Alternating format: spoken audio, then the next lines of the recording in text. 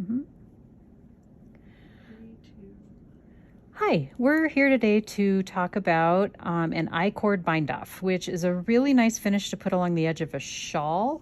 And it's also really great if you have a lot of ends to weave in on the edge of a shawl, because when you're finished, you can just kind of tuck them into this I-cord. You don't have to worry about them showing on the back side of your shawl.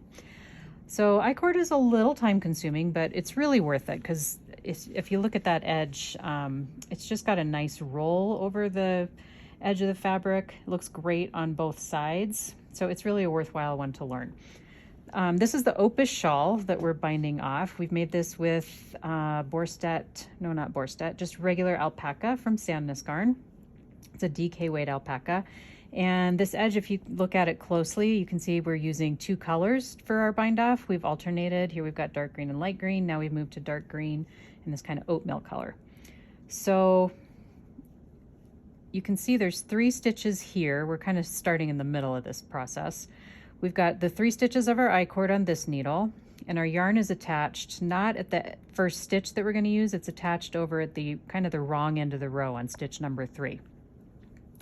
So because we're using 2 colors, I'm going to pick up the dark green, the opposite color from what's sitting on my needle, and I'm going to knit the first 2 stitches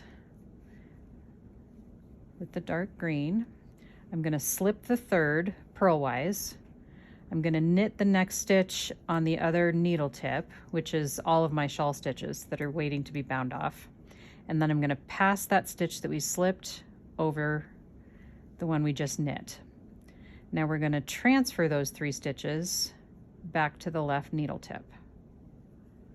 Now we're going to pick up the other color, the oatmeal, and we're going to knit the first 2. Again, it's coming from the wrong side of that row, but we just kind of pull the yarn over snug. That's what makes that nice little roll. We'll knit the first 2 stitches, slip the third, knit the next from the left needle tip, and then lift that slip stitch over. And then we just repeat the process over and over. We slip those 3 stitches back over, kind of snug them back up, give that yarn a tug, pick up your other color, knit the first 2, slip the third, knit the next from the needle tip, pass the slip stitch over. You just continue on like that until all of your stitches on the left needle tip, have been worked. Put that down, pick up the oatmeal, and repeat. Slip the third, knit the next, pass the slip stitch over. And there you go. It's a great finish for this kind of project.